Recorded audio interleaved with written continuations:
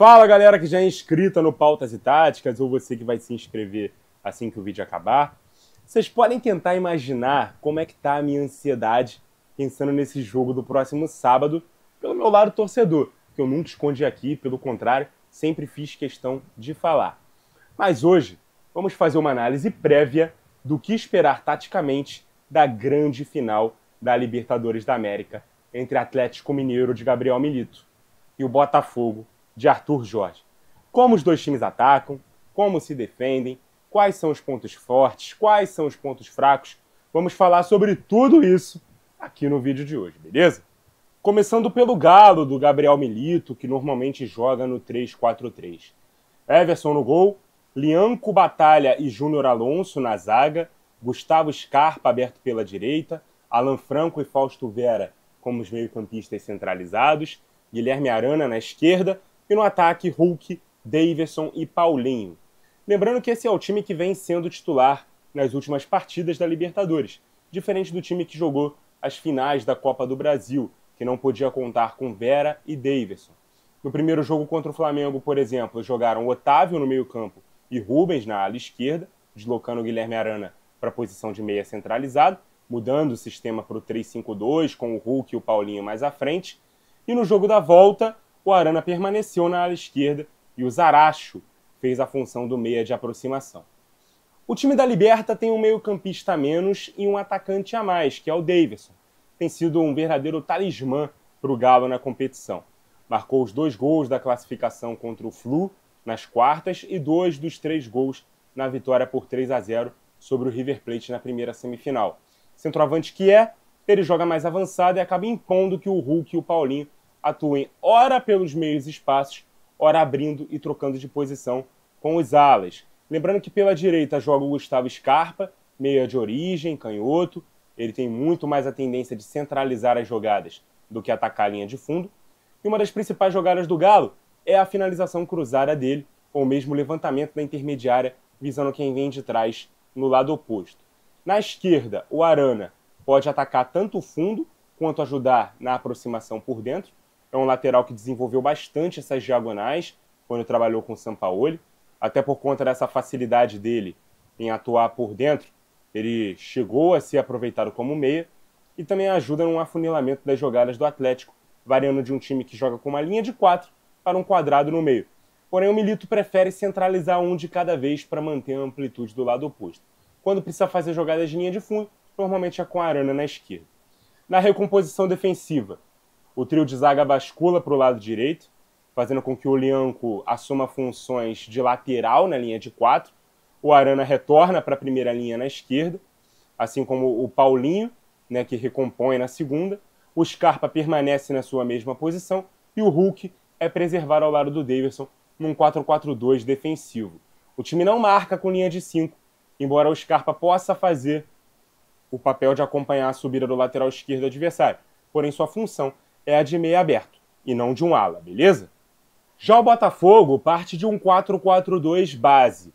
Há quem bata o olho na escalação e enxergue um 4-2-3-1, com Almada de meia central, Savarino de ponta esquerda, mas a realidade não é essa. John no gol, Vitinho na lateral direita, Bastos e Barbosa na zaga, Alex Telles pela esquerda. Gregory e Marlon Freitas são os 2 volantes, Luiz Henrique aberto pela direita, Almada aberto pela esquerda, e a dupla de ataque formada por Savarino e Igor Jesus. O Savarino até pode flutuar por trás do Igor como um meio atacante, mas a posição dele mesmo é a de segundo atacante, beleza? O time tem 2 organizações ofensivas. A mais comum delas tem o Gregory recuando entre os 2 zagueiros, mantendo o Marlon Freitas à frente do trio, numa saída de 3+1. O capitão do time do Arthur Jorge, inclusive, é o regista do time. É ele quem organiza por onde o time vai desenvolver as jogadas, principalmente com lançamentos longos. A amplitude é com os 2 laterais, implicando uma centralização dos meias pontas. Nessa o Almada fica mais à vontade, centralizado, que o Luiz Henrique, que rende melhor aberto. Mas por ser canhoto, ele tem uma tendência natural a trazer as jogadas do flanco para dentro, visando as finalizações. A variação ofensiva é naturalmente esse 3-1-4-2, mas também pode encontrar um desenho alternativo. Por vezes, o Vitinho pode ficar mais seguro, como um terceiro elemento da saída de 3, como o Damian Soares fazia com mais naturalidade. Isso muda o padrão da saída de bola para um 3+2, mantendo o Gregore ao lado do Marlon no meio-campo. Com isso, o Luiz Henrique se mantém espetado pela direita e o Savarino é quem recua para o centro da linha de 4, ao lado do Almada, e o Telles segue sendo o homem da amplitude pela esquerda. Com o Igor mais isolado à frente, essa organização ofensiva se posta em um 3-2-4-1, mas pode voltar para o 3-1-4-2, com o Savarino se mantendo como segundo atacante, o Marlon encostando mais à frente, e aí o Gregore sendo esse vértice avançado do losango de defesa. Defensivamente, o time volta para o sistema base, mas exerce uma pressão intensa no campo de ataque, inclusive com os zagueiros saltando linhas para recuperar bolas próximas do gol do adversário. O Barbosa tem se destacado especialmente nisso. O goleiro John costuma se posicionar bem avançadamente, né, como uma opção de passe de recuo, e também funcionando como líbero quando necessário. Agora a gente pode especular como será o encaixe das duas estratégias em campo. A expectativa é de um jogo de maior trocação. O Atlético Mineiro não tem por característica ser um time que se defende no próprio campo, visando contra-atacar, apesar dessa ser a maior dificuldade do Botafogo, e o Atlético ter jogado assim na partida do Brasileirão, devido a ter, inclusive, perdido um jogador, né, ter ficado com um jogador a menos, expulso, ainda no primeiro tempo, e ter jogado a segunda etapa inteira com um jogador a menos.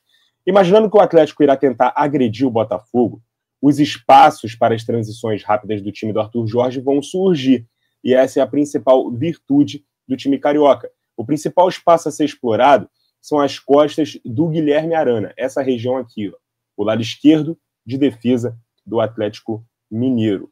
Como a zaga concentra sua movimentação para proteger o lado direito, a gente tem aqui essa basculação, né, do Lianco, do Batalha e do Júnior Alonso. O Arana é o responsável que vai voltar para a linha de defesa com maior lentidão. Ele é o lateral que ataca mais o fundo também, então ele demora para voltar à primeira linha, cedendo campo, cedendo tempo e espaço para as combinações entre o Luiz Henrique e o Vitinho também, quando fizer as ultrapassagens. Então esse lado direito do ataque do Botafogo é o lado mais perigoso para a defesa do Atlético, beleza? O fato do zagueiro esquerdo Júnior Alonso, inclusive, ser canhoto, né, e o Luiz Henrique, que é um jogador também canhoto, joga pelo lado direito, estimular essas suas incursões para dentro, também pode pegar aqui no contrapé o Júnior Alonso. Quando ele abrir para fazer a cobertura, o Luiz Henrique pode encontrar esse espaço por dentro. Se o Batalha tentar fazer alguma cobertura, de tentar chegar no Luiz Henrique, pode sobrar espaços aqui para o Savarino ou para o Igor Jesus atacarem entre os defensores, beleza? Então isso aqui é muito difícil para o Atlético cobrir, vai ser a senha do ataque do Botafogo. Mas o Atlético também tem aí as suas armas. Deixa eu voltar todo mundo aqui para as suas posições de origem, para a gente falar um pouco sobre as estratégias ofensivas do Atlético Mineiro. Ele que tem muita qualidade individual em jogadores como o Paulinho, como o Scarpa, como o Hulk, que podem decidir o jogo em uma bola para o Galo. O Botafogo costuma se impor no campo de ataque, normalmente naquela formação que a gente falou durante a análise, né? O 3-1-4-2, aproximação aqui dos dois pontas, os dois laterais subindo, a zaga ficando também numa postura um pouco mais alta, o Marlon aqui na frente da defesa, e os três zagueiros. Deixa eu só voltar todo mundo aqui, para que eles não fiquem em posição de impedimento nisso aqui que a gente quer falar. Que esses espaços que podem surgir na defesa do Botafogo no momento de recuperação de bola do Atlético. Então, a linha de defesa do Botafogo ela vai se posicionar alta no momento em que eles estiverem atacando. Então, uma ligação direta pode encontrar o Hulk, pode encontrar o Davidson, pode encontrar o Paulinho em velocidade, acelerando nas costas desses jogadores. O John, normalmente, também se mantém adiantado. Então, sempre como uma opção de passe ali de recuo, ele pode também servir como esse líbero, tentando tirar um lançamento longo dos pés de algum desses atacantes. Isso aqui também pode ser um perigo. A gente viu no jogo passado, pelo Brasileirão, o Hulk, quando entrou em campo, ele tentar aproveitar desse posicionamento mais adiantado do John e tentar uma finalização até de antes do meio de campo, né? Ele finalizou daqui, tentando encobrir o goleiro. Se vai no alvo, já era, mas a bola acabou passando ao lado. Mas esse então pode ser o caminho das pedras do Galo. Além disso, os dois times defendem dentro do próprio campo com duas linhas de 4, né? E essa compactação das linhas, o espaço que se cederá entre linha, também pode ser decisivo nessa partida. O Botafogo tem no Savarino, inclusive, um jogador que aproveita bastante esses espaços. Vamos montar aqui a defesa do Atlético de novo, no seu 4-4-2, para a gente poder falar desse aspecto. Aqui o Arana fica na primeira linha, o Scarpa na segunda, juntamente com os dois volantes, o Alan Franco, o Fausto Vera, aqui o Paulinho também na segunda linha, e o Hulk mais adiantado, junto com o Daverson. Esse espaço aqui entre linha é um espaço que o Savarino tende a aproveitar muito.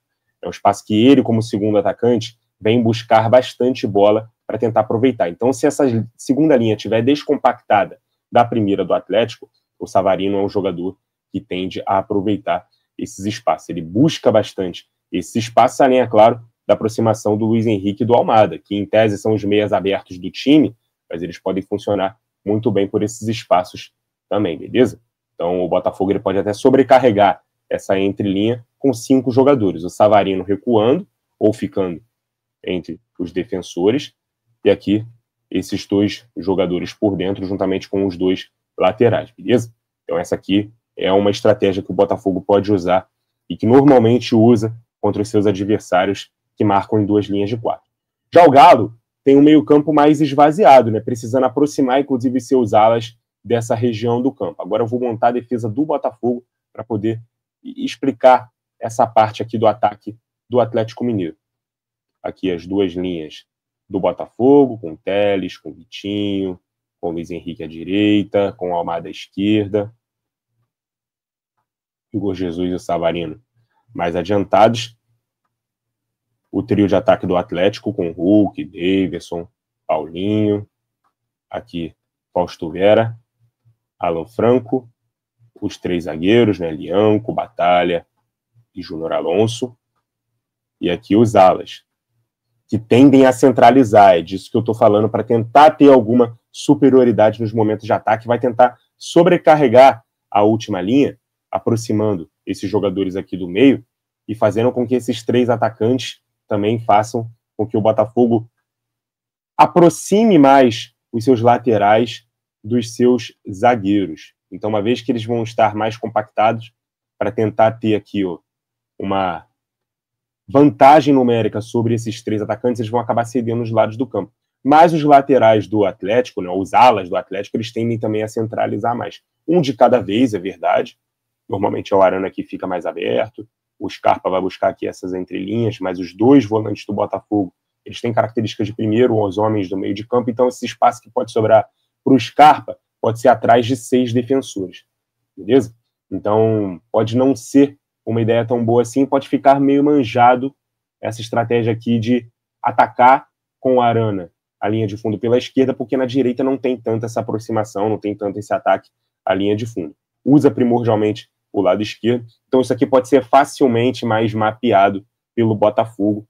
Um estudo do adversário aí pode detectar essa falha, digamos assim, ou esse posicionamento, essa postura um pouco mais manjada do Atlético, mas todo cuidado é pouco. A má fase do Atlético no Campeonato Brasileiro, nos jogos que intervalaram, né, as semis da Libertadores, com a decisão, passando por 2 finais de Copa do Brasil, que foram inclusive bem ruins, passando pelo jogo do Campeonato Brasileiro, que foi 0-0, teve um componente ali também emocional bem grande, uma confusão no final do jogo, provocações, expulsões, tudo isso aqui pode entrar em campo e pode fazer com que essa análise ela caia por terra. E aqui a gente está falando só de campo e bola, só do aspecto tático.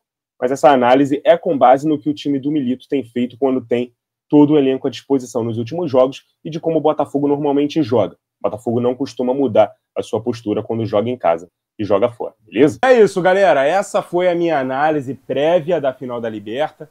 90 minutos ou no máximo 120 mais penalidades, campo neutro, jogo único, final, que costuma sempre ser mais tensa do que bem jogada, e ainda pode ter a influência de fatores como nervosismo, desequilíbrio emocional, arbitragem, maus dias, né, né, de técnicos, de jogadores específicos, leituras de jogo erradas dos dois treinadores, mau momento físico dos atletas que tiveram que passar por uma maratona de jogos em pouco tempo antes dessa final, com atenções, inclusive, diferentes para cada desafio.